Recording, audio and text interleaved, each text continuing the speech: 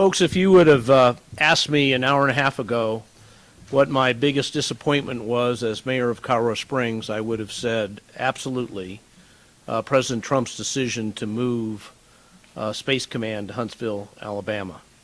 And so imagine how pleased I am to be here today with the announcement that the Biden administration has decided to leave Space Command in Colorado Springs. As Mayor Mobilotti said, this is the right decision for the national security interest and the interest of the American taxpayer. It's a great day for Colorado Springs, but it's also a great day for the citizens of the United States. I also want to thank everybody that's been involved. And when I think back about the presentation we made, this all happened during COVID, and we had to make our presentations online, and all the top brass in Washington were back there, and we had to, be within seconds to pull this off and these 30-minute presentations and all the work that went into that, which of course heightened our disappointment when the President Trump made a decision to move it. I want to thank particularly Senators Bennett and Senator Hickenlooper. Mayor Mobilotti made reference to a letter that I wrote to Secretary Kendall. Senator Hickenlooper called me and said that he'd had a meeting with Secretary Kendall, and that in his opinion, Secretary Kendall wasn't as convinced as he should be that the initial decision was a very political one, and that I needed to write him a letter and talk about the conversations that I'd had with President Trump, and that's what that letter was about. Within several days after that, David Ignatius of the Washington Post got a copy of that letter. I have a feeling that Senator Hickenlooper had something to do with that, and he wrote a column about the political nature of that decision. I really think that kind of began things rolling. I also, of course, the ultimate credit belongs to the Biden administration. As you know, Senator Bennett and I met President Biden when he came out for the Air Force Academy graduation.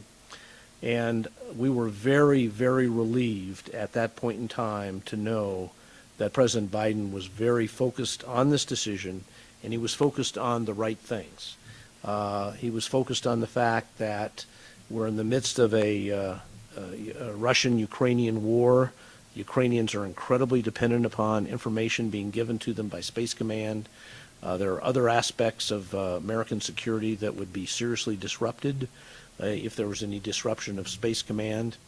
And I felt, and I think Senator Bennett felt, with that conversation that President Biden was focused on the right issues, and there was a very, very good chance that the decision that was made today would in fact be the final decision.